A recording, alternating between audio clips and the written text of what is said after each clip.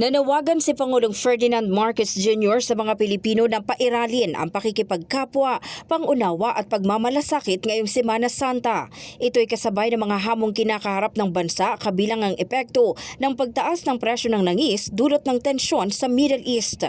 Ayon sa Pangulo, mahalaga sa panahong ito ang pagninilay at panalangin lalo na para sa kapayapaan at kaginhawaan ng lahat.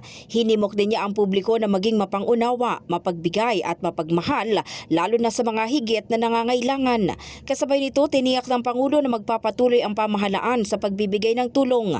Anya hindi titigil ang gobyerno sa pagkilos hanggat hindi nararamdaman ng bawat pamilyang Pilipino ang suporta ng pamahalaan. Ngayong Semana Santa, sa ating pagninilay at panalangin, naway isama po natin sa ating dasal ang kapayapaan at kaginhawaan ng lahat. Bilang Pilipino, ipakita natin ang likas na pakikipagkapwa natin, maging mapag-unawa, maging mapagbigay, maging mapagmahal na Pilipino. In the heart of changing lives, ako si Brigada Maricar Sargan ng 15.1 Brigada News FM Manila, The Music and News Authority.